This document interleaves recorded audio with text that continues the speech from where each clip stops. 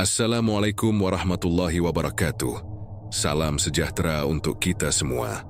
Selamat datang di ruang dengar yang akan menemani Anda, di mana suara menjadi jembatan menuju kisah-kisah penuh misteri.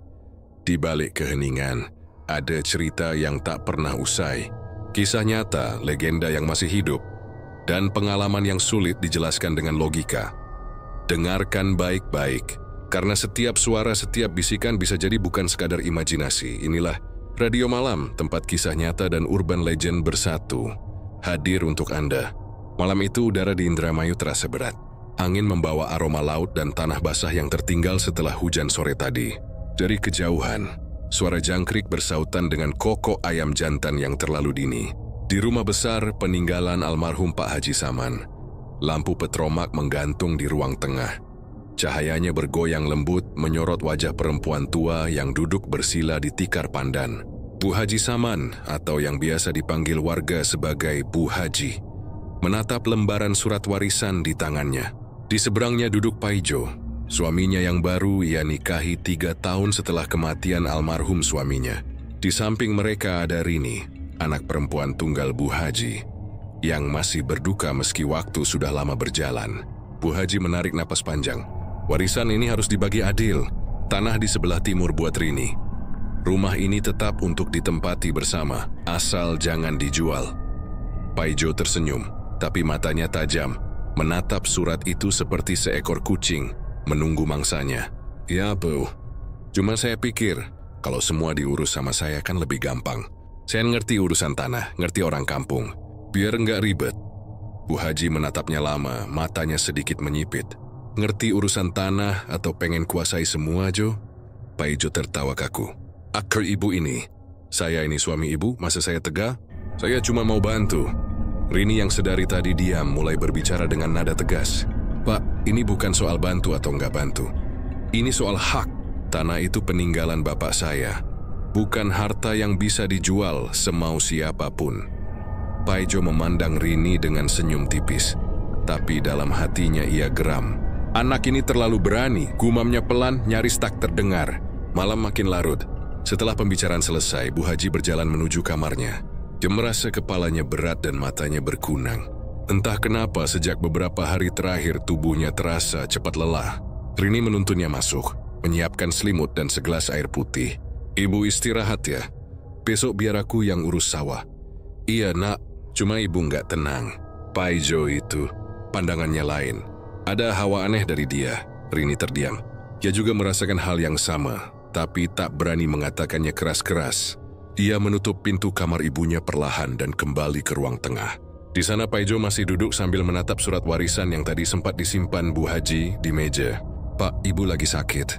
Tolong jangan bikin suasana makin berat. Paijo tersenyum dingin. Kamu pikir saya mau nyakitin dia? Saya cuma mau yang terbaik buat keluarga ini. Terbaik buat keluarga atau buat diri sendiri. Paijo berdiri, matanya memancarkan sinar tajam. Hati-hati ngomong, Rin. Saya ini suami ibu kamu. Jangan lupa kepala keluarga di rumah ini siapa. Rini menunduk tapi dalam hatinya mulai tumbuh rasa curiga dan takut. Ia tahu Paijo bukan orang yang polos. Sejak awal menikah dengan ibunya, banyak gosip miring beredar di kampung. Jadi ada yang bilang Paijo pernah berurusan dengan dukun dari pesisir. Ada pula yang menyebut ia sering pergi malam-malam tanpa arah, membawa botol kecil dan kain kafan yang dicuri dari kuburan. Malam itu, setelah semua tidur, Rini terbangun karena suara langkah kaki di dapur. Ia mengintip dari celah pintu kamarnya. Di bawah cahaya redup, ia melihat Paijo berjalan pelan menuju halaman belakang, sambil membawa sesuatu di tangannya. Sebuah kendi kecil yang dibungkus kain putih. Dia berhenti sejenak di bawah pohon mangga, menunduk, lalu bergumam lirih seperti membaca sesuatu. Rini tak mengerti tapi suaranya serak dan berat, seolah berasal dari tenggorokan yang terbakar. Demi tanah, demi rumah, demi harta yang akan jadi milikku. Suara itu diakhiri dengan hembusan napas panjang. Paijo lalu meneteskan cairan dari botol kecil ke tanah, sebelum menimbun kendi itu dengan tanah dan menaburinya dengan bunga kenanga. Rini menahan napas. Ia tahu betul itu bukan doa biasa. Paginya, suasana rumah terasa lain. Udara sejuk berubah pengap. Saat membuka jendela kamar ibunya, Rini mencium bau anyir seperti darah kering. Dia menoleh ke arah ibunya yang masih tidur, tapi keringat mengucur dari pelipis Bu Haji. Wajahnya pucat, matanya bergerak di balik kelopak seolah sedang mimpi buruk. Bangun, Bu. Bu Haji membuka mata dengan susah payah. Rini, dia yang datang semalam. Berdiri di pojok kamar. Rambutnya panjang, bajunya basah. Aku pikir itu kamu, tapi suaranya berat kayak suara laki-laki. Rini menelan ludah. Ia tahu ibunya tak sedang mengigau. Di luar kamar, Paijo tampak sibuk mengasah sabit. Tatapan matanya kosong, tapi senyum tipis tak pernah lepas dari bibirnya. Gimana Bu Haji, sudah bangun? Tanyanya tanpa menoleh. Sudah, tapi ibu masih lemas, ya, jawab Rini hati-hati. Paijo mengangguk pelan. Bagus. Kalau dia nggak kuat, cepat atau lambat warisan itu juga jatuh ke tangan saya. Kalimat terakhir itu ia ucapkan pelan, tapi cukup jelas terdengar di telinga Rini. Hari-hari berikutnya, keadaan Bu Haji memburuk. Setiap malam tubuhnya panas seperti terbakar, tapi tidak demam. Air yang diminum selalu terasa pahit. Dan dari kamarnya kadang terdengar suara bisikan samar. Suatu malam Rini mendengar ibunya memanggil namanya dari dalam kamar. Iri berlari masuk dan menemukan Bu Haji duduk di tepi ranjang, menatap kosong ke arah jendela. Bu, kenapa, Bu? Dia berdiri di luar, Rin. Dia bilang aku harus serahkan tanah itu. Katanya kalau enggak dia bakal ambil nyawa aku. Rini menoleh ke jendela. Tidak ada siapapun di luar sana. Hanya pohon kelapa bergoyang tertiup angin. Tapi di kaca, ia melihat pantulan samar. Sosok laki-laki berdiri di belakang ibunya, wajahnya mirip Paijo, tapi matanya hitam legam dan bibirnya bergerak tanpa suara. Rini menjerit dan menutup wajahnya. Ketika ia buka matanya kembali, sosok itu sudah hilang. Keesokan harinya, Rini menemukan kendi kecil tertanam setengah di halaman belakang, tepat di tempat Paijo berdiri malam itu. Kain putihnya sudah mengering dan berbau amis. Yuya menggali pelan dan menemukan di dalamnya potongan rambut, paku kecil, dan selembar foto ibunya yang terbakar setengah. Rini gemetar menyadari semuanya. Ayah tirinya telah mengirim santet pada ibunya sendiri. Sore itu ia menatap matahari terbenam di ufuk barat. Langit Indramayu memerah seolah berdarah. Dalam hatinya ia bersumpah, apapun yang terjadi, ia akan membalas perbuatan keji ayah tirinya, walau harus berhadapan dengan iblis dari laut utara sendiri. Dan di dalam rumah, Paijo duduk di kursi panjang sambil tersenyum tipis. Ia tahu kirimannya telah bekerja. Namun ia tidak tahu bahwa malam nanti, suara yang memanggil dari balik jendela bukan lagi milik manusia. Itu adalah langkah awal dari kutukan yang akan memakan dirinya perlahan. Malam turun perlahan di pesisir Indramayu. Dingin laut berhembus lembab, membawa aroma asin dan amis yang menempel di kulit. Di kejauhan terdengar deburan ombak yang menyatu dengan suara kodok dari rawa belakang kampung. Paijo melangkah dengan hati-hati di jalan setapak berlumpur. Kain sarungnya tersingkap sedikit, memperlihatkan kaki yang penuh tanah. Di tangannya, ia membawa sebungkus kain putih dan sebotol air yang ia peroleh dari sumur rumah Bu Haji. Di dalam kain itu tersimpan sehelai rambut panjang yang ia potong diam-diam dari sisir milik istrinya. Tujuannya malam itu adalah gubuk tua di pinggir laut. Orang kampung mengenalnya sebagai tempat tinggal Ki Darmo, seorang dukun pesisir yang sudah jarang keluar rumah. Katanya Ki Darmo punya ilmu pengikat maut, bisa memanggil makhluk laut yang sanggup menelan roh manusia hanya dengan segenggam garam dan setetes darah. Paijo berhenti di depan gubuk itu, mengetuk pelan sambil memanggil, "Assalamualaikum Ki Darmo." Tidak ada jawaban, hanya suara angin dan desis dupa dari dalam. Setelah beberapa saat, tirai bambu terbuka perlahan. Muncul sosok kurus dengan mata cekung dan kulit mengeriput. Tangannya menggenggam sebatang dupa hitam yang masih menyala. Siapa di luar malam-malam begini? Suara Ki Darmo berat dan serak seperti batu yang digesek. "Saya Ki Paijo dari Desa Benda. Saya datang mau minta tolong. Kalau tolongnya cuma soal harta, lebih baik pulang. Tapi kalau tolongnya soal dendam dan nafsu..." Masukkan. Paijo menunduk dan melangkah masuk. Di dalam gubuk, udara terasa pekat oleh asap dupa. Di sudut ruangan, beberapa kendi dan tengkorak ayam tersusun rapi. Lantai tanahnya dipenuhi garis melingkar dari kapur dan darah kering. Ki Darmo duduk bersila di tengah lingkaran itu, menatap Paijo tanpa berkedip. "Ceritakan niatmu," katanya perlahan. Paijo menelan ludah. "Saya ingin seseorang pergi dari dunia ini, pelan-pelan tanpa orang tahu. Biar sakitnya dirasa, tapi tak bisa disembuhkan. Saya cuma mau warisan keluarga di tangan saya, Ki. Itu aja. Ki Darmo terdiam cukup lama sebelum tertawa lirih. Kau manusia macam apa, Jo? Istrimu sendiri yang mau kau kirim ke kubur. Paijo menunduk. Dia bukan istri yang patuh, Ki. Dia masih saja mikirin harta suaminya yang dulu. Harta itu hak saya. Saya yang ngurus rumah, saya yang bayar orang sawah. Tapi dia malah bilang semua buat anaknya. Dan kau pikir dengan santet semuanya selesai. Saya nggak peduli caranya. Asal saya dapat bagian yang seharusnya. Ki Darmo mengangguk pelan. Baik, tapi ingat setiap kiriman butuh tumbal. Bukan cuma darah ayam, tapi juga sesuatu dari dirimu. Sekali kutukan ini jalan, tak ada yang bisa menghentikan kecuali korban atau pengirimnya mati. Paijo menelan ludah. Tapi keserakahan sudah menutupi rasa takutnya. Apapun syaratnya, saya sanggupi. Dukun tua itu membuka bungkusan Paijo dan mengeluarkan rambut panjang milik Bu Haji. Bagus, ini pengikatnya. Sekarang ambil darahmu sendiri. Paijo mengeluarkan pisau kecil dari saku, menusuk ujung jarinya, dan meneteskan darah ke dalam mangkuk tanah liat. Ki Darmo mencampurkannya dengan air sumur, bunga kenanga, dan abu dupa hitam. Dengarkan baik-baik, ucap Ki Darmo. Aku akan panggil penunggu Laut Utara. Ia bukan roh biasa. Ia makan dari amarah manusia. Sekali ia diberi nama, ia akan menagih jiwa. Kau siap? Saya siap, Ki. Ki Darmo menutup matanya, membaca mantra dalam bahasa yang terdengar seperti desir ombak dan bisikan angin. Vi dari dupa tiba-tiba membesar, berwarna biru keunguan. Udara di dalam gubuk menjadi dingin. Bahkan napas terasa membeku.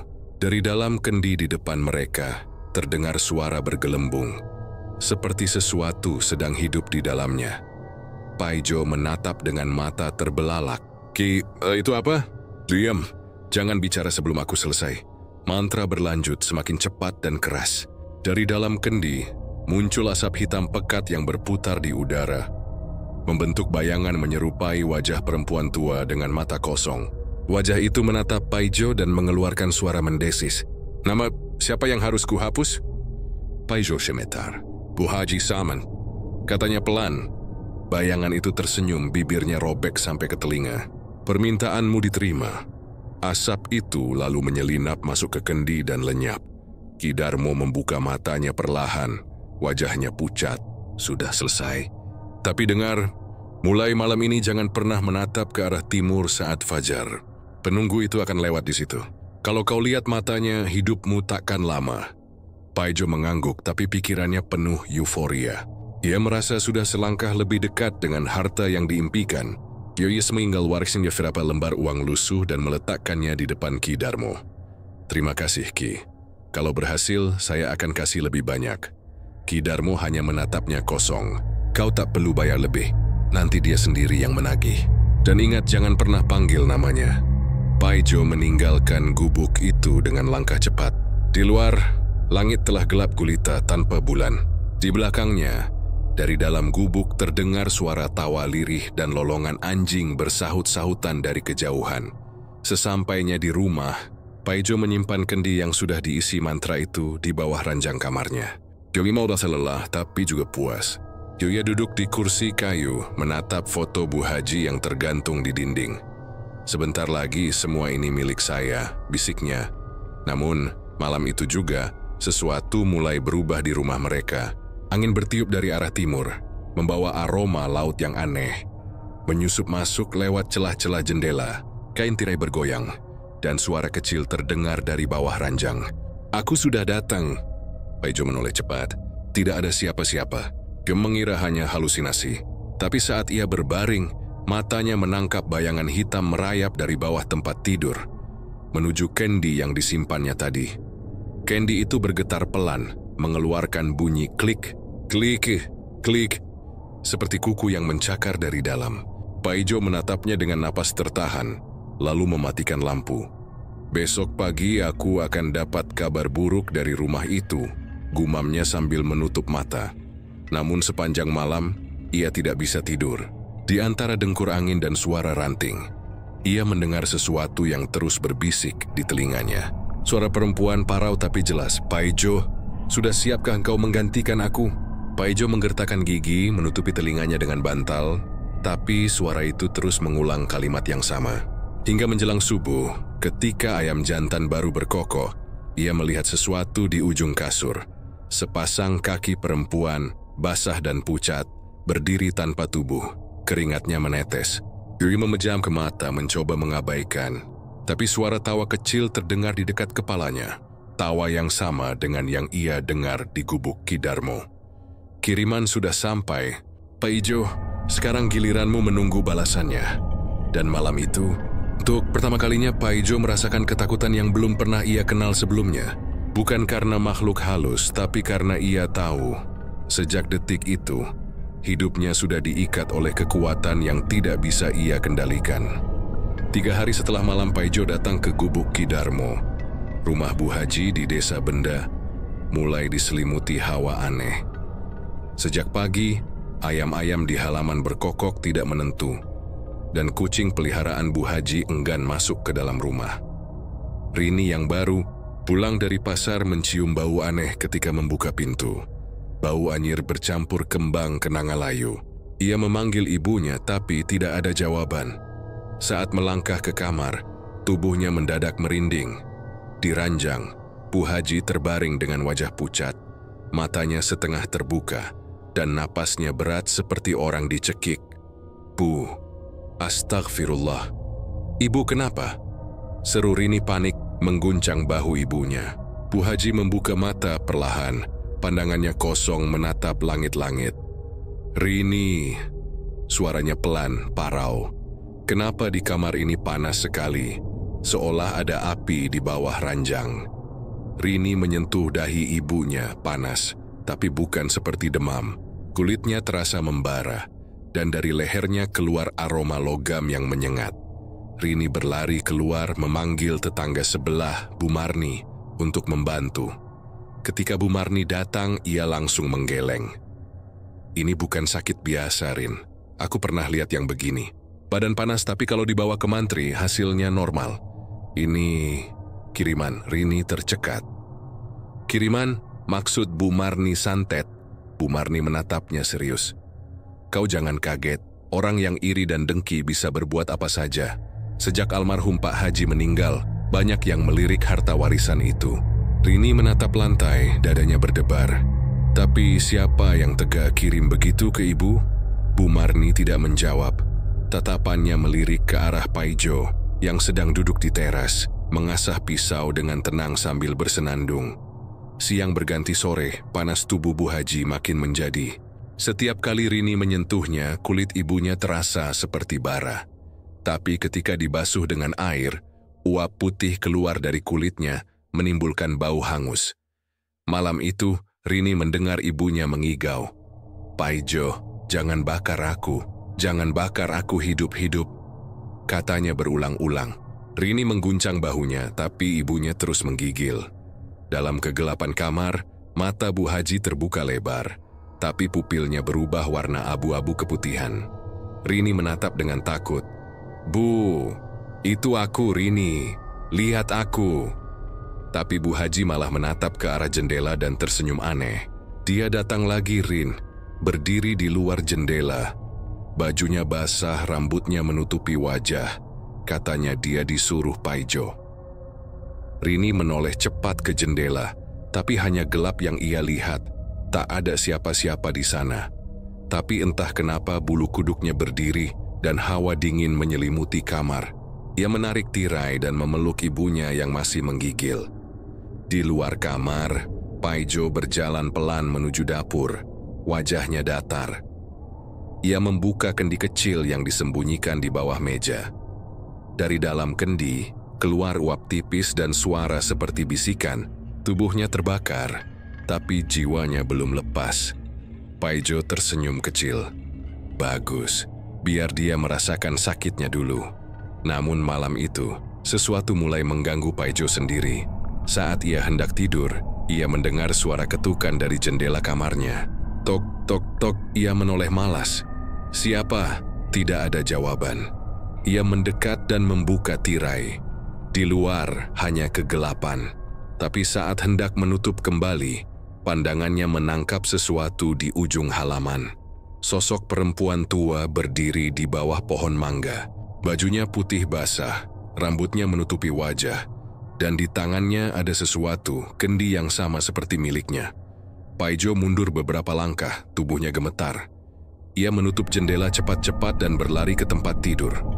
Tapi baru ia baringkan, kepala suara ketukan kembali terdengar, kali ini dari arah pintu. Tok, tok, tok. Siapa di luar? Bentaknya dengan suara serak. Sebuah suara perempuan menjawab pelan, lirih tapi jelas. Aku haus, Jo. Paijo menatap pintu dengan mata membesar.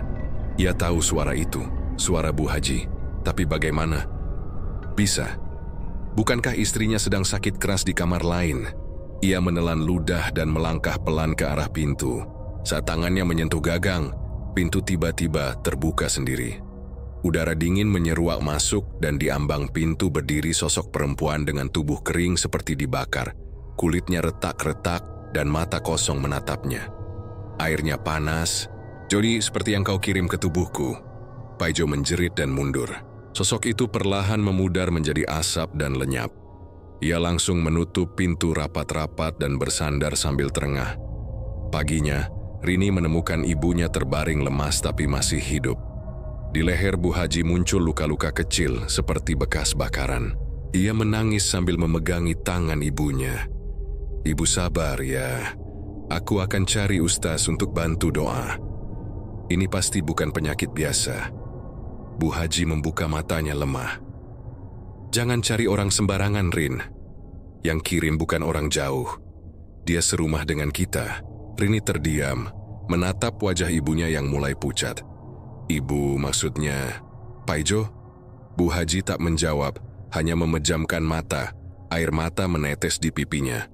Sore harinya, Paijo datang ke kamar dengan wajah pura-pura prihatin. Gimana keadaan ibu? Tanyanya lembut. Rini menatapnya dengan tajam. Masih lemah. Dokter bilang tidak apa-apa, tapi tubuhnya panas terus. Aneh. Paijo mengangguk pelan. Mungkin kecapekan. Umur juga sudah tua. Rini tidak menjawab. Ia hanya memperhatikan tangan Paijo. Ada bekas hitam di pergelangannya, seperti sisa terbakar dupa. Malam itu, Rini mencoba berjaga di sisi ibunya. Tapi sekitar tengah malam, ia merasa kantuk luar biasa. Di antara kantuknya, ia mendengar ibunya bergumam pelan. Rin, jangan tidur. Dia datang lagi. Rini membuka mata dan melihat dari sela tirai jendela. Bayangan hitam berdiri di luar kamar. Rambutnya panjang, wajahnya samar tapi matanya berkilat merah. Ia menjerit dan berlari membuka pintu kamar ibunya. Ketika ia kembali menatap jendela, bayangan itu sudah hilang. Namun di kaca jendela, tertinggal bekas telapak tangan hitam legam, seperti arang yang menempel. Rini menangis ketakutan. Ia memeluk ibunya erat-erat sementara tubuh Bu Haji terus panas. Dalam ketakutannya ia berbisik, Bu, aku janji, aku akan cari tahu siapa yang tega lakukan ini. Aku nggak akan diam. Di ruang sebelah, Paijo duduk di kursi. Matanya kosong menatap kendi yang kini berubah warna menjadi merah gelap. Dari dalam kendi terdengar bisikan. Dia belum mati, Jo, tapi kau sudah ditandai. Paijo terdiam. Keringat dingin menetes dari pelipisnya. Ia tak mengerti maksudnya. Tapi untuk pertama kalinya sejak perbuatannya, ia merasa takut. Sementara itu, di kamar Bu Haji, suhu udara menurun drastis. Lilin yang menyala tiba-tiba padam sendiri. Dalam kegelapan, Rini mendengar ibunya berbisik lemah. Rin, kalau ibu nggak ada nanti, jangan percaya siapapun, terutama Paijo. Rini menatap wajah ibunya yang kini terlihat sangat pucat. Matanya menatap kosong ke arah langit-langit. Dan malam itu, sebelum ayam berkokok, Bu Haji menjerit keras. Tubuhnya kejang, dan dari mulutnya keluar segumpal rambut panjang yang basah oleh darah. Rini menjerit histeris memanggil tetangga. Sementara di luar rumah, Paijo hanya berdiri menatap ke arah kamar dengan wajah tenang. Senyum dingin di bibirnya perlahan berubah jadi rasa cemas. Karena di kejauhan, dari arah laut utara, terdengar suara perempuan tertawa lirih disertai angin dingin yang membawa bau dupa terbakar. Dan entah mengapa, Paijo tahu, Malam itu kiriman yang ia buat sudah mulai meminta balasannya.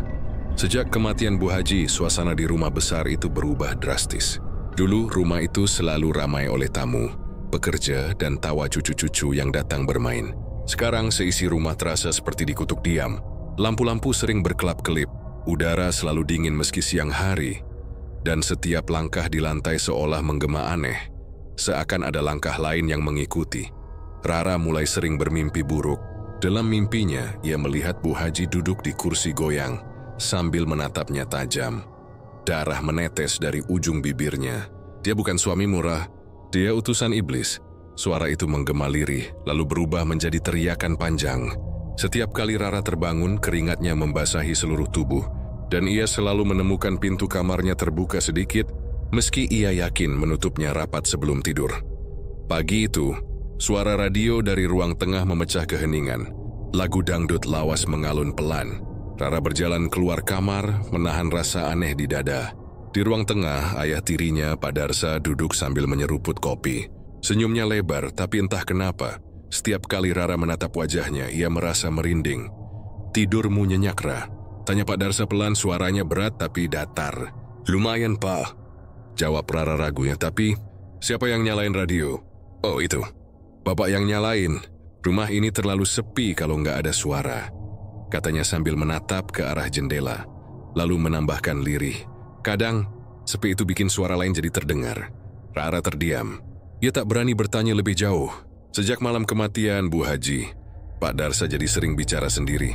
Tertawa di tengah malam, bahkan kadang mengelus udara kosong sambil berbisik, "Tenang, sebentar lagi semua beres." Siang harinya, Rara menerima pesan dari Ustaz Hasan, sahabat lama almarhum Bu Haji. "Saya perlu bicara, Nak, jangan di rumah. Ada hal yang harus kamu tahu tentang ayah tirimu." Rara merasa jantungnya berdetak cepat. Tanpa berpikir panjang, ia menemuinya di surau dekat pasar. Ustaz Hasan tampak gelisah. "Nak, kamu harus hati-hati. Waktu arwah Bu Haji datang dalam mimpi saya, beliau bilang, kematiannya tidak wajar." Rara menelan ludah. "Maksud Ustaz?" "Bu Haji kena kiriman santet, dan pengirimnya bukan orang jauh." "Siapa?" tanya Rara dengan suara bergetar. Ustaz Hasan menatapnya lama.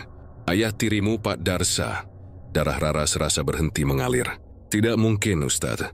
Beliau suaminya, beliau yang merawat Bu Haji." "Merawat ya, tapi juga menyiapkan kematiannya. Bu Haji punya harta banyak, tanah, toko, dan sawah. Tapi ingat, semua itu tertulis atas nama kamu sebagai pewaris tunggal. Kalau kamu mati atau dianggap gila, semuanya pindah ke suami sah Bu Haji." "Siapa lagi kalau bukan Pak Darsa?" Rara terpaku, kepalanya pusing. Ia ingin menyangkal, tapi potongan-potongan aneh mulai terhubung di kepalanya. Racikan jamu yang selalu dibuatkan Pak Darsa untuk Bu Haji, bau dupa dari kamarnya setiap malam Jumat, dan kalimat yang pernah ia dengar samar, "Hanya tinggal dia, lalu semua milikku." Sore itu Rara pulang dengan langkah gemetar. Ketika sampai di rumah, ia melihat Pak Darsa sedang di dapur, menumbuk sesuatu di cobek batu. Bau amis dan anyir memenuhi udara. "Kamu dari mana, Ra?" tanyanya tanpa menoleh. "Dari pasar, Pak," jawabnya gugup. Pak Darsa menoleh perlahan. Matanya tak ada mepilnya seperti mengecil. "Pasar ya? Bukan dari tempat lain?" Rara pura-pura tersenyum. "Iya, cuma beli sayur." Pak Darsa tersenyum tipis, tapi suaranya berubah dingin. "Jangan sering keluar, Ra. Di luar banyak setan. Kadang mereka suka menempel di badan orang yang tidak tahu diri." Malam itu Rara mendengar suara dari dapur, seperti bisikan dan tawa lirih. Ia mengintip dari celah pintu, dan matanya hampir tak percaya. Pak Darsa duduk bersila di lantai. Di depannya ada mangkuk berisi darah ayam dan rambut, yang ia kenali sebagai miliknya sendiri. Di sekelilingnya, lilin merah menyala dengan asap yang melingkar tebal, yang menghalangi harus lenyap. "Warisan akan jadi milikku, milikku," ucapnya berulang-ulang. Rara menutup mulutnya, menahan teriakan. Dia mundur pelan, tapi lantai kayu berderit. Kepala Pak Darsa langsung menoleh cepat. Matanya menatap lurus ke arah pintu. "Siapa di situ?" bentaknya keras. Rara lari ke kamarnya, menutup pintu rapat-rapat lalu menangis dalam diam. Dari luar, suara langkah kaki mendekat pelan tapi pasti. "Tuk, tuk, tuk, Rara." Suara Pak Darsa terdengar lembut tapi menyeramkan. "Kamu belum tidur?" Ayo buka pintunya, Bapak bawa susu hangat. Rara tak menjawab. Ia menahan napas, tapi suara ketukan makin keras sampai akhirnya berhenti. Sepi.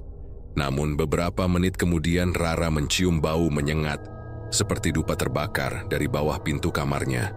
Ia menunduk dan melihat asap hitam pekat merayap masuk perlahan. Dari luar terdengar suara tawa lirih yang memecah sunyi. Tidurlah, Rara. Biar mimpimu panjang. Selamanya, Rara menjerit sekuat tenaga. Namun, tak ada seorang pun yang mendengar. Rumah itu malam itu kembali diselimuti bisikan dan kegelapan. Dan di ruang tengah, kursi goyang milik Bu Haji mulai bergerak sendiri, berderit pelan, seperti ada seseorang yang baru saja duduk di sana. Sejak malam itu, Rara tak pernah bisa tidur tenang lagi. Bau dupa seakan menempel di seluruh rumah, bahkan di pakaian dan rambutnya. Setiap kali ia mencoba memejamkan mata, ia mendengar suara langkah kaki, bisikan lirih yang memanggil namanya, atau derit kursi goyang yang bergerak sendiri. Rumah itu kini seperti hidup, tapi bukan oleh manusia. Pagi datang dengan mata Rara yang bengkak dan napas yang tersengal. Ia mencoba bersikap biasa, tapi tubuhnya terasa lemah, seperti ada beban menempel di punggungnya. Ketika ia turun ke dapur, ia melihat Pak Darsa sedang duduk sambil memandangi secangkir kopi yang belum disentuh. Tatapannya kosong tapi mulutnya bergerak pelan, seolah sedang menggumam sesuatu yang tak terdengar. "Pak, Bapak enggak masuk ke toko hari ini?" tanya Rara hati-hati. Pak Darsa menoleh perlahan, matanya sayu, tapi senyumannya terasa dipaksakan. "Enggak dulu, Rah, lagi pengen di rumah aja, lagi ada yang harus Bapak selesaikan." "Selesaikan apa, Pak?" "Urusan yang belum tuntas. Kadang arwah juga butuh disapa." Rara terdiam. Setiap kali ayah tirinya bicara seperti itu, bulu kuduknya langsung berdiri. Ia menatap mangkuk kecil di meja makan. Isinya abu dupa yang basah oleh cairan merah gelap. Bukan darah ayam, pikirnya. Baunya lebih menyengat dari itu. Hari itu, Rara mencoba mencari pertolongan. Dia kembali menemui Ustaz Hasan. Kali ini dengan wajah pucat dan mata sembab. "Ustaz, saya yakin Bapak Darsa memang ngelakuin sesuatu. Tiap malam dia baca-baca mantra, bakar dupa, dan sekarang saya mulai sakit-sakitan. Badan rasanya berat, kepala berdenyut. Apa mungkin dia juga nyerang saya?" Ustaz Hasan mengangguk pelan. "Itu mungkin saja, nah. Kalau benar Bu Haji meninggal karena santet, biasanya pengirimnya belum puas sebelum semua penghalang hilang. Jadi, saya target berikutnya. Saya takut begitu. Tapi kamu jangan takut. Kita bisa lawan. Tapi kamu harus kuat iman dan jangan makan atau minum apapun dari tangan dia." Rara mengangguk walau hatinya ciut. Ia kembali ke rumah menjelang maghrib. Dari luar, ia mencium bau dupa yang sangat kuat. Di teras beberapa tetangga berbisik-bisik. "Rumah itu makin aneh," kata salah satu ibu. "Kemarin malam, aku lihat bayangan perempuan di jendela padahal Bu Haji udah meninggal." Ketika Rara membuka pintu, rumah itu gelap total. Hanya cahaya kecil dari ruang tengah yang berkelap-kelip, seperti lilin hampir padam. Jadi swang si ayah tirinya, tapi tak ada jawaban. Ia melangkah perlahan, dan saat tiba di ruang tengah, darahnya serasa berhenti. Pak Darsa duduk bersila di tengah ruangan, di depan sebuah baskom besar berisi air hitam. Di sekelilingnya ada dupa menyala, bunga 7 rupa, dan potongan rambut yang mengambang di permukaan air. Di dinding belakangnya, foto Bu Haji terbalik, dan di bawahnya tertulis sesuatu dengan darah. "Yang mati harus tenang, yang hidup harus tunduk." Rara menahan napas. Dia ingin mundur, tapi kaki Pak Darsa bergerak cepat. "Kamu lihat kan?" Suaranya serak, matanya merah. "Dia belum pergi, Rah. Arwahnya masih di sini. Tapi tenang, Bapak lagi bantu dia supaya damai." "Damai apa, Pak? Ini bukan cara yang benar." Pak Darsa tertawa keras dan parau. "Kamu nggak tahu apa-apa. Semua ini karena dia nggak ikhlas mati. Dia masih nyangkut karena kamu." "Karena saya?" Rara mematung. "Ya, karena kamu pewarisnya. Karena kamu yang dia pilih. Tapi sekarang dia mau aku yang lanjutin semuanya. Aku suaminya. Aku yang berhak atas warisannya, rumahnya, hartanya, semuanya." Rara mundur, tapi Pak Darsa berdiri dengan langkah berat. Wajahnya terlihat bukan lagi seperti manusia. Kulitnya tampak gelap dan pucat di waktu yang sama. Urat lehernya menonjol, dan dari matanya keluar air hitam menetes ke pipi. "Bapak enggak waras!" teriak Rara. "Waras, hahaha. Aku cuma menjalankan takdir, Rah." Takdir untuk mengambil yang sudah semestinya jadi milikku. Rara berlari menuju kamarnya. Tapi sebelum sempat menutup pintu, sesuatu seperti angin dingin menerjang dari belakang. Ia terpental ke lantai. Bau dupa makin tajam. Dan samar-samar ia mendengar suara perempuan berbisik. Rara, jangan biarkan dia. Ambil semuanya. Suara itu terdengar jelas, lembut tapi mengguncang hati. Rara memandang ke arah cermin di kamarnya. Dan di sana, pantulan Bu Haji tampak berdiri di belakangnya. Wajahnya pucat dengan mata hitam legam. Lawan dia, bisiknya. Lawan sebelum semuanya terlambat. Pak Darsa menendang pintu kamar. Wajahnya penuh amarah. Kamu dengar dia ya? Dia datang padamu lagi kan? Bapak gila. Rara berteriak. Kalau aku gila karena cinta. Karena perempuan itu nggak pernah mau ikhlas. Rara mencoba kabur lewat jendela. Tapi tangan Pak Darsa lebih cepat. Dia menarik rambut Rara dan mendorongnya ke lantai. Kamu harus ikut dia. Biar semua ini selesai. Ia mencengkeram leher Rara, tapi tiba-tiba lilin-lilin di ruang tengah padam serentak. Suara keras menggema, kaca pecah, pintu berderit, dan angin berputar kencang. Dalam kegelapan itu, Pak Darsa menjerit keras, suaranya seperti orang terbakar. Bu Haji, lepaskan! Rara merangkak menjauh. Ketika ia menoleh, ia melihat sosok kabur perempuan tua berdiri di belakang Pak Darsa. Tangannya mencengkeram kepalanya dengan paksa. Dari mulut Pak Darsa keluar darah hitam kental. Dia sudah melangkah terlalu jauh. Suara itu bergema lirih. Sekarang giliranmu menjaga yang tersisa. Rara menutup mata dan menangis. Ketika ia membuka matanya kembali, semua sudah hening. Pak Darsa tergeletak di lantai dengan mata melotot kosong. Dupa masih menyala, tapi kini baunya berubah menjadi manis dan menenangkan. Namun dari ujung ruangan, kursi goyang kembali berderit. Pelan, lewuper nanti. Dan di udara, suara lembut Bu Haji terdengar sekali lagi. Jangan percaya apapun yang kamu lihat besok pagi, Rara. Permainan ini belum selesai. Pagi itu, suara azan subuh menggema lembut dari surau dekat rumah. Tapi suasana di rumah Bu Haji tetap terasa mencekam. Aroma dupa masih menempel di setiap sudut. Seperti enggan pergi meski semua jendela telah dibuka lebar. Rara duduk di lantai ruang tamu dengan wajah kosong. Menatap tubuh ayah tirinya yang sudah membiru. Ia masih gemetar. Semalaman ia tak beranjak dari tempatnya. Setelah teriakan terakhir Pak Darsa, semuanya hening. Tak ada lagi gerakan. Hanya desau angin dan suara jam dinding yang berdetak pelan. Rara tak tahu apakah ia harus merasa lega atau takut. Yang pasti ia tahu, sesuatu di rumah ini belum berakhir. Sekitar pukul 7 pagi, warga berdatangan setelah mendengar kabar. Innalillahi. Meninggal mendadak ya, Ra? Tanya Pak RT dengan nada prihatin. Iya, Pak. Tiba-tiba jatuh. Saya juga kaget, jawab Rara pelan.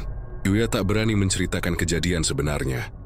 Siapa yang mau percaya kalau seseorang mati karena arwah istrinya datang menjemput? Jenazah Pak Darsi dimandikan di ruang belakang. Ketika air disiram ke tubuhnya, beberapa orang terkejut melihat kulit punggungnya yang menghitam seperti terbakar. Wah, ini kenapa ya? Kayak bekas luka lama, bisik salah satu ibu. Rara berpura-pura tidak mendengar tapi matanya menatap lekat. Ya Naitengnu, itu bukan luka biasa. Itu bekas cengkeraman arwah Bu Haji. Pemakaman berjalan cepat, tapi sejak tanah terakhir ditaburkan, angin kencang berhembus, membuat daun-daun berputar dan kain kafan ditumpukan makam bergoyang pelan. Seorang lelaki tua yang ikut menggali kubur tiba-tiba bergumam lirih. Tanahnya menolak. Susah ditutup. Kalimat itu menusuk dada Rara. Malamnya, Rara sendirian di rumah besar itu. Tak ada lagi Pak Darsa, tak ada tetangga yang berani menginap. Semua pamit cepat-cepat setelah tahlilan. Jonya mencoba menenangkan diri dengan membaca doa. Tapi suara berbisik mulai terdengar lagi. Kali ini dari arah kamar Bu Haji. Rara. Ia menutup telinganya, tapi suara itu makin jelas.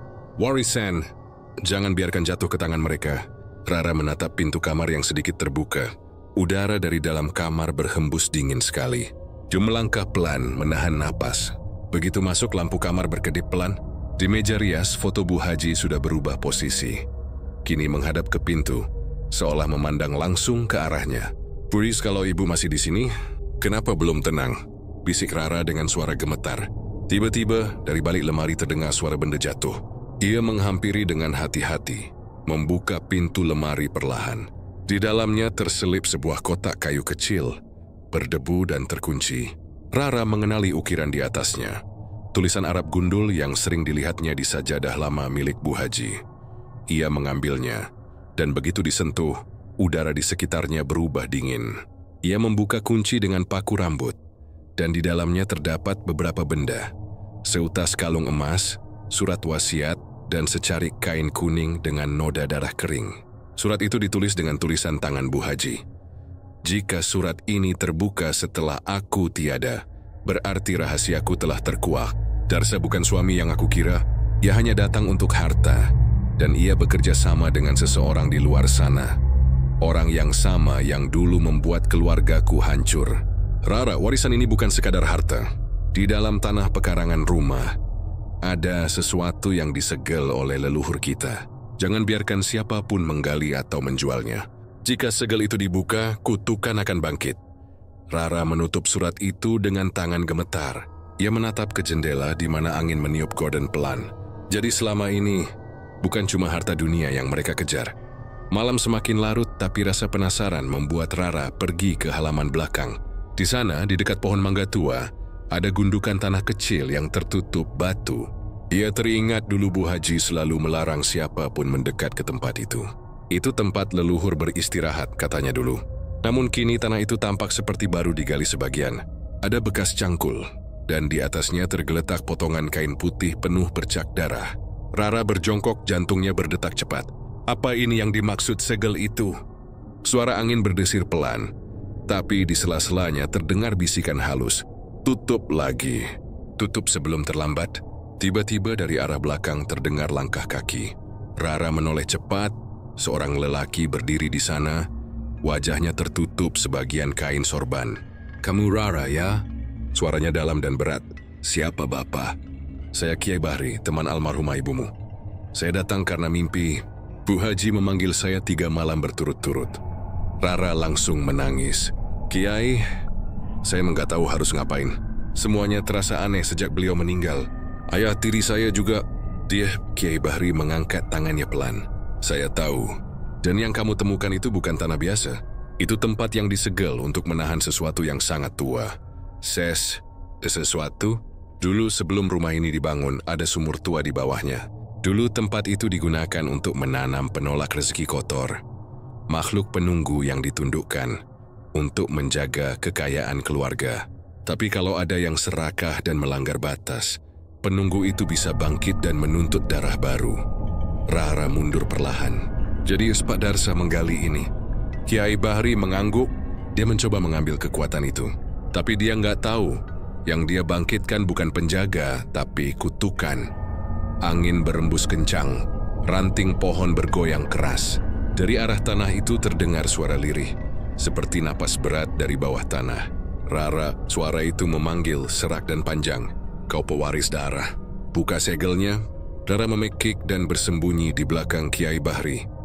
Lelaki itu segera membaca ayat-ayat suci. Suaranya menggema kuat. Angin berhenti seketika, dan suara dari tanah menghilang. "Masih bisa ditahan," kata Kiai Bahri pelan. "Tapi kamu harus kuat, nak. Arwah Bu Haji belum sepenuhnya tenang. Dia menjaga kamu, tapi juga takut sesuatu dari bawah tanah itu akan lepas." Rara terdiam. Dia memandang tanah itu lama, lalu berbisik lirih, "Jadi ini bukan akhir." Kiai Bahri menatapnya dalam. "Belum, Rara. Ini baru awal dari kutukan yang diwariskan." Dan malam itu, ketika Rara menutup jendela kamarnya, ia mendengar suara dari arah pekarangan. Bukan angin, bukan hewan malam, tapi suara tawa lirih perempuan dan langkah kaki yang menyeret pelan di atas tanah basah. Warisan Bu Haji ternyata bukan hanya kekayaan, tapi juga rahasia gelap yang siap menelan siapapun yang berani menyentuhnya. Sejak malam ketika Kiai Bahri datang, rumah itu seperti menahan napas. Udara di sekitarnya berubah berat dan lembab, seolah ada sesuatu yang bersembunyi di bawah tanah, mengintai setiap langkah. Rara tak bisa tidur. Setiap kali ia memejamkan mata, ia mendengar suara dari arah pekarangan belakang. Napas berat, gesekan rantai, dan kadang suara panggilan lirih. "Rara, darahmu milik kami." Kiai Bahri memutuskan tinggal sementara di rumah itu. Ia membawa beberapa kitab tua dan sebotol air zam-zam. Sejak beliau datang, Rara merasa sedikit lebih tenang meski ketakutan masih menjerat. "Kita harus tahu apa yang sebenarnya dikubur di bawah sana," ujar Kiai Bahri pagi itu. "Arwah ibumu tak akan tenang sebelum semua yang tersembunyi dibuka dan disucikan." Rara menatapnya dengan mata cemas. "Tapi, Kiai, kalau dibuka, bukankah itu bisa membangunkan sesuatu?" "Justru itu. Yang sudah setengah bangkit tak bisa ditidurkan lagi. Kita harus menghadapinya, bukan menghindar." Sore itu, Kiai Bahri menggali sedikit tanah di dekat pohon mangga tua, tempat segel itu berada. Rara berdiri beberapa langkah di belakang, menggenggam tasbih peninggalan Bu Haji erat-erat. Ketika cangkul pertama menembus tanah, hawa dingin langsung menyeruak. Burung gagak di kejauhan berteriak panjang. "Bismillahirrahmanirrahim," ucap Kiai Bahri pelan setiap kali tanah terangkat. Tapi setelah lapisan tanah ketiga, ujung cangkulnya mengenai sesuatu yang keras. Ketika dibersihkan, tampak sebuah tempayan tanah liat besar, ditutup dengan kain hitam dan diikat tali ijuk yang sudah membusuk. Dari sela kain itu keluar aroma busuk dan amis seperti bangkai yang telah lama terkubur. "Jangan sentuh dulu," kata Kiai Bahri cepat ketika Rara ingin mendekat. "Ini wadah segel. Kalau dibuka tanpa doa, makhluk di dalamnya bisa langsung keluar." Rara menahan napas. "Makhluk apa, Kiai?" "Penunggu rezeki dan tapi bukan malaikat. Ia ditanam oleh leluhur keluargamu untuk menjaga kekayaan. Setiap generasi, satu nyawa harus dikorbankan agar makhluk itu tetap tunduk." "Jadi, Bu Haji tahu tentang ini?" "Ya, tapi beliau menolak meneruskan perjanjian itu. Karena itu dia menjadi target santet dari mereka yang ingin mengambil alih warisan dan kekuatan di dalam tempayan ini." Rara menatap tanah itu dengan mata berkaca. "Jadi semua ini karena warisan terkutuk ini? Karena keserakahan manusia, keserakahan dan dosa yang diwariskan?" jawab Kiai Bahri lirih. Malam harinya setelah azan Isya, mereka melakukan ritual pembersihan. Kiai Bahri menyiapkan air doa, garam, dan dupa kemenyan yang telah dibacakan ayat suci. Ia menancapkan 4 batang bambu di sekitar tempayan, lalu mulai membaca doa panjang. Suasana tiba-tiba berubah mencekam. Primiverensis dan utara menjadi pengau. Dupa yang menyala berasap tebal, berputar-putar membentuk pusaran. Dari dalam tempayan terdengar suara gemuruh kecil, seperti sesuatu yang bergerak. Rara memegang dada, jantungnya berdebar kencang. "Terus baca, nak," kata Kiai Bahri tanpa henti. "Jangan berhenti apapun yang terjadi." Namun detik berikutnya, tali ijuk di tempayan itu putus dengan suara krek dan penutup kain hitam terangkat sendiri. Dari dalamnya keluar asap pekat berwarna abu-abu. Lalu terdengar suara erangan dalam. "Kau memanggilku?" Rara menjerit. Kiai Bahri berteriak, "A'udzubillahi minasyaitonirrajim," sambil memercikan air doa ke arah asap itu. Tapi asap itu berubah menjadi bentuk kabur. Sosok tinggi tanpa wajah. Tubuhnya seperti diselimuti lumpur, dan di tangannya tergenggam rantai besi berkarat. Darah terakhir belum dibayar. Suaranya berat dan bergema, seperti berasal dari dasar bumi. "Aku penjaga warisan. Aku menagih janji." Kiai Bahri berdiri tegap membaca ayat kursi keras-keras. Sosok itu menjerit tapi semakin lama semakin kuat. Tanah di sekitarnya bergetar. Pohon mangga menunduk seolah tertiup badai. Rara merasakan kepalanya berputar, penglihatannya kabur. Dalam kabur itu, ia melihat sekelebat sosok Bu Haji berdiri di belakang makhluk itu. Menatapnya penuh amarah. "Jangan biarkan dia lepas, Bahri." Suara itu menggema, tajam dan nyaring. Kiai Bahri memegang tasbihnya erat-erat, menundukkan kepala dan berseru, "Dengan nama Allah, kembalilah ke tempatmu." Namun sosok itu justru tertawa, suaranya mengguncang dada. "Kau pikir bisa menghentikanku, manusia lemah? Darahnya sudah menetes di tanah ini. Dia pewaris, dia pengganti." Tiba-tiba, rantai di tangan makhluk itu meluncur cepat membelit kaki Rara. Ia menjerit keras, tubuhnya terseret ke arah tempayan. Kiai Bahri berusaha menariknya, tapi rantai itu seolah hidup, bergerak sendiri. Dalam kepanikan, Rara menjerit menyebut nama ibunya. Dan saat itu juga, sosok Bu Haji muncul lebih jelas. Tubuhnya bercahaya, matanya menatap tajam ke arah makhluk hitam itu. "Kau tak punya hak atas darah anakku!" teriaknya. Makhluk itu menjerit keras dan api biru menyala dari tempayan. Kiai Bahri membaca doa penutup sekuat tenaga.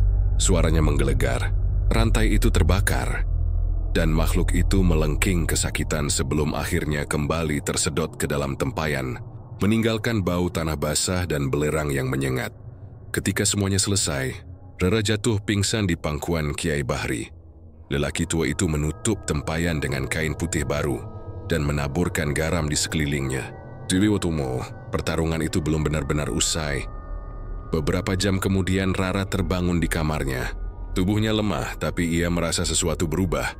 Entah lebih ringan, entah justru lebih menakutkan. Ia melihat ke arah jendela, dan di sana di bawah cahaya rembulan, sosok Bu Haji berdiri diam di dekat pohon mangga. Wajahnya tenang kali ini. Ia tersenyum lembut, tapi suaranya tetap bergema dingin di telinga Rara. Terima kasih, nah. Tapi ingat, segel itu tak akan bertahan selamanya. Jika ada yang mencoba membangunkannya lagi, darahmu yang berikutnya akan dipanggil. Rara menangis, tapi tak mampu menjawab. Ia hanya bisa memandang bayangan ibunya yang perlahan memudar. Dan dari dalam tanah, samar-samar terdengar bunyi rantai yang bergesekan pelan, seolah makhluk itu hanya tidur, menunggu waktu untuk bangkit lagi. Pagi di rumah peninggalan Bu Haji tak lagi sama. Walau tempayan telah disegel ulang oleh Kiai Bahri, hawa dingin yang menempel di dinding-dinding rumah itu tak mau hilang.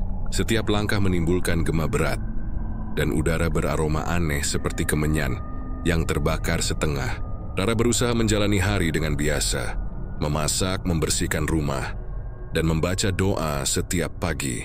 Namun di balik rutinitas itu, rasa cemas terus menghantuinya. Kiai Bahri telah pamit kembali ke pesantren di Cirebon, meninggalkan pesan agar Rara selalu menjaga wudhu, dan tak lupa membaca ayat kursi setiap malam. Yang penting jangan panik kalau ada tanda-tanda aneh, katanya waktu itu. Makhluk itu mungkin tertidur, tapi tak berarti hilang. Sore itu, Rara duduk di ruang tengah menatap foto almarhum ibunya yang tergantung di dinding. Bu, semua sudah selesai kan, bisiknya? Tapi sebelum ia sempat menjawab pertanyaannya sendiri, angin dingin berhembus dari arah kamar Bu Haji. Pintu kamar itu berderit perlahan, padahal tidak ada orang di sana. Rara berdiri pelan. Ia menelan ludah, mencoba mengusir rasa takut. Namun langkahnya terhenti ketika tercium aroma kemenyan yang begitu pekat, seolah dibakar di dalam ruangan. Suara lirih terdengar dari balik pintu. Seperti seseorang sedang berzikir, tapi suaranya serak dan terputus-putus. Ya, darahnya sudah siap. Tinggal tunggu malam Jumat. Rara menahan napas. Suara itu bukan suara Kiai Bahri, dan jelas bukan suara ibunya. Joisi tahu suara itu, serat dalam dan parau. Itu suara ayah tirinya, Pak Dharma. Jantung Rara berdetak tak beraturan. Ia tahu sih Pak Dharma masih di Indramayu. Tapi bagaimana mungkin suaranya bisa terdengar di sini? Dengan langkah ragu, ia mendekati pintu kamar itu. Dari celah kecil di antara daun pintu, ia melihat sinar merah berkelip-kelip, seperti cahaya dari dupa yang menyala. Bismillahirrahmanirrahim. Gumam Rara pelan sambil mendorong pintu. Begitu pintu terbuka, ruangan itu kosong. Tak ada siapapun. Hanya foto Bu Haji di meja rias dan di depannya, sebuah mangkuk berisi air yang berwarna kehitaman. Di atasnya, beberapa helai rambut panjang melayang di permukaan, berbau anyir. Rara menjerit pelan dan mundur beberapa langkah. Saat itu juga cermin di meja rias berembun dari dalam, dan di balik embun itu muncul tulisan samar. Darahnya belum selesai. Tubuh Rara bergetar hebat. Ia berlari keluar kamar, menutup pintu keras-keras, lalu memeluk lutut di ruang tengah sambil menangis. Tapi tangisnya terhenti ketika mendengar langkah kaki berat di teras depan. Suara sandal jepit beradu dengan lantai semen. Rara, panggilan itu pelan tapi dalam. Kau di rumah, nak? Itu suara Pak Dharma. Rara berdiri kaku, matanya melebar. Ia yakin pintu depan masih terkunci, tapi langkah itu terus mendekat, sampai terdengar suara engsel pintu berderit. Dari celah kecil, tampak bayangan pria berpeci hitam dengan wajah pucat berdiri di depan rumah. Pak, suaranya nyaris tak keluar. Pak Dharma masuk tanpa menunggu izin, membawa tas plastik hitam di tangannya. Kau kelihatan pucat, Rah, katanya dengan suara berat. Bapak cuma mau mampir, mau tahlilan kecil untuk almarhumah. Rara menatapnya dengan curiga. Kenapa baru sekarang, Pak? Bapak sibuk. Tapi Bapak nggak lupa sama ibumu. Ia tersenyum, tapi senyum itu kaku, matanya merah seperti kurang tidur. Bapak juga bawa sesuatu dari dukun di Juntinyuat. Katanya ini bisa menenangkan arwah Bu Haji. Rara mundur selangkah. Dukun, Bu Haji nggak suka hal begitu, Pak. Ibu selalu larang. Pak Dharma menyela, suaranya mulai meninggi. Kamu tahu apa, hah? Kamu masih kecil waktu ibumu mulai simpan semua harta itu. Bapak yang bantu urus semuanya. Kalau bukan karena Bapak, kamu nggak punya rumah ini. Nada suaranya berubah keras, lalu mendadak menurun jadi lirih dan dingin. Sekarang waktunya Bapak ambil kembali yang seharusnya jadi bagian Bapak. Rara terdiam. Ia menatap kantong hitam itu. Dari dalamnya keluar aroma kemenyan dan darah segar. Apa yang Bapak lakukan, Pak? Suaranya bergetar, Pak Dharma tertawa kecil. Cuma meneruskan perjanjian yang belum selesai. Dukun itu bilang, darah dari garis Bu Haji harus diberikan lagi supaya harta ini tetap hidup. Dan cuma kamu yang tersisa, Rara gemetar hebat. Ia berlari ke arah kamar, tapi Pak Dharma lebih cepat. Ia melemparkan isi kantong itu ke lantai. Segenggam tanah kubur, bercampur potongan bunga 7 rupa dan seikat rambut kering. Seketika aroma busuk memenuhi ruangan. Demi warisan ini, katanya serak, aku rela jadi apapun. Saat ia mengucapkan mantra yang aneh, lampu rumah berkelap-kelip. Lantai mulai bergetar pelan. Dari arah dinding, muncul retakan kecil yang mengeluarkan asap tipis. Dari retakan itu, aroma kemenyan keluar makin kuat. Pak, hentikan, itu berbahaya. Rara berteriak histeris. Tapi Pak Dharma sudah tak lagi seperti manusia. Matanya putih seluruhnya. Suaranya berubah berat seperti 2 orang berbicara bersamaan. Warisan ini harus hidup kembali.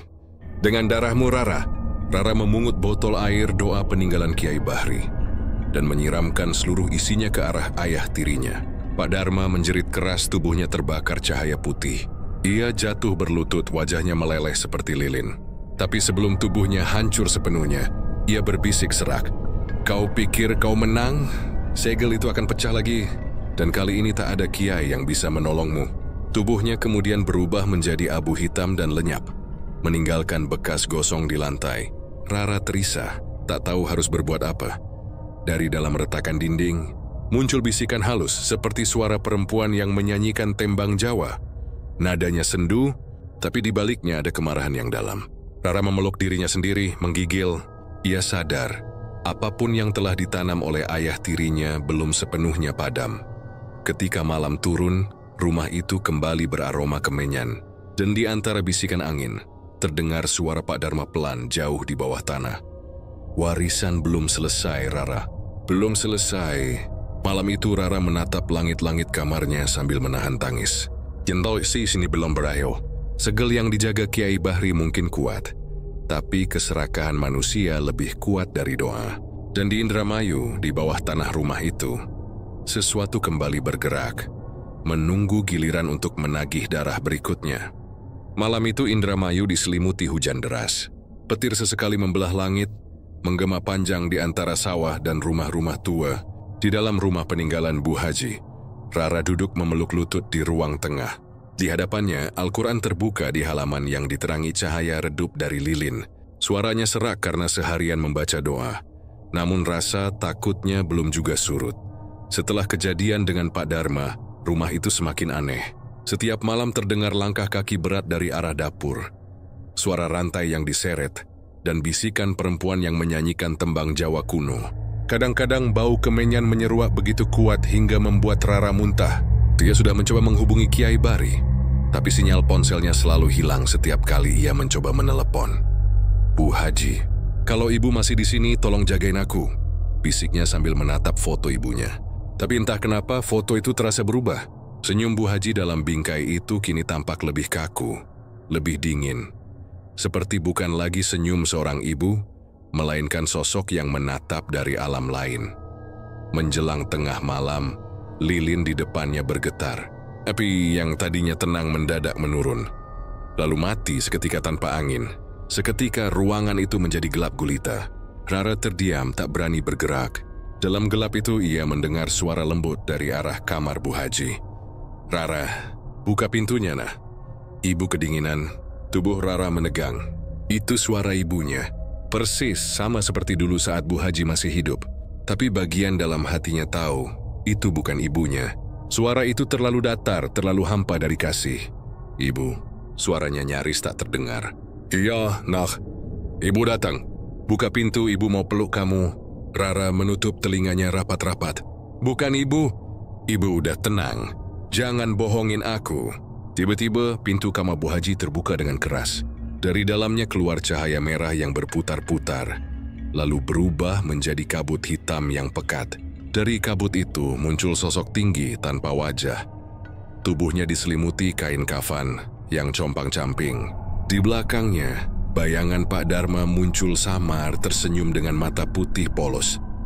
Kau kira bisa kabur dari warisan ini, Rara? Suaranya bergema dari segala arah. Darah Bu Haji mengalir di tubuhmu. Maka kau adalah pintu terakhir untuk membangunkan kekuatan yang tertanam di bawah rumah ini. Rara berlari ke arah meja, meraih botol kecil berisi air doa terakhir yang tersisa. Dia menyiramkannya ke tanah sambil membaca ayat kursi dengan suara gemetar. Tapi lantai rumah mendadak pecah, seolah ada sesuatu yang mendorong dari bawah. Dari retakan itu muncul tangan-tangan hitam berlendir, berusaha meraih kakinya. Tidak, lepaskan aku, teriaknya. Namun semakin ia berteriak, semakin banyak tangan yang muncul. Suara dari dalam tanah terdengar jelas, rintihan, jeritan, dan tawa yang menakutkan. Seolah puluhan arwah dikurung di bawah fondasi rumah itu. Sebuah suara berat muncul di antara hiruk-pikuk itu. Kau harus menyerahkan darahmu, agar kami bebas. Rara berusaha merangkak menjauh, tapi tanah di bawahnya terus merekah.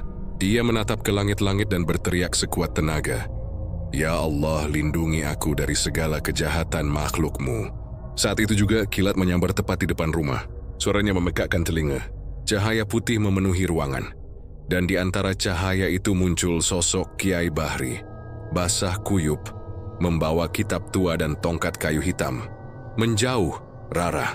Jangan biarkan mereka menyentuhmu. Serunya lantang. Rara mundur merapat ke dinding.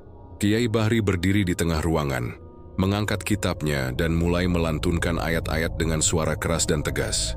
Rumah itu berguncang hebat. Bayangan Pak Dharma menjerit sementara kabut hitam berubah menjadi pusaran api. Bahri, suara itu menggema. Kau tidak bisa menutup segel ini lagi. Ya sudah terbuka selamanya.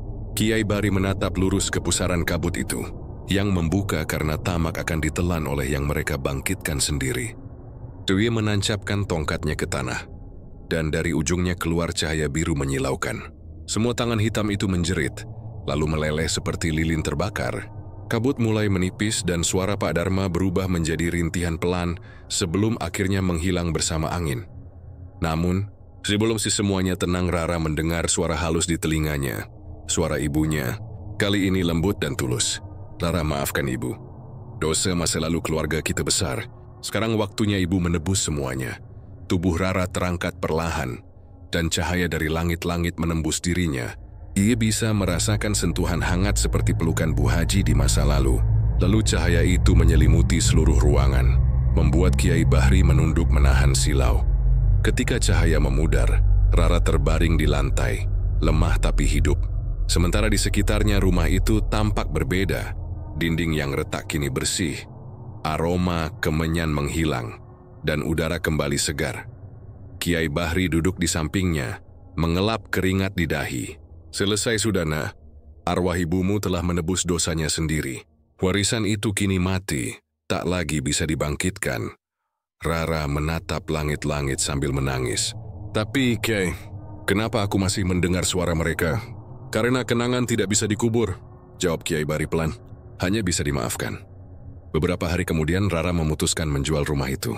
Ia tak sanggup tinggal di tempat di mana darah, doa, dan dosa keluarganya bercampur menjadi satu.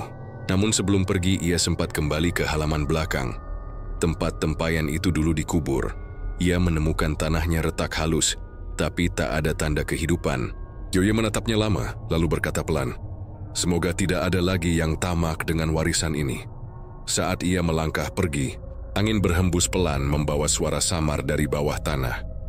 "Kau sudah menutup pintu kami, tapi kami menunggu di balik tanah." Rara berhenti sejenak tapi tidak menoleh lagi. Dia tahu beberapa pintu tak boleh dibuka dua kali. Dan malam itu, ketika rumah itu akhirnya kosong, sebuah lilin di ruang tengah menyala sendiri.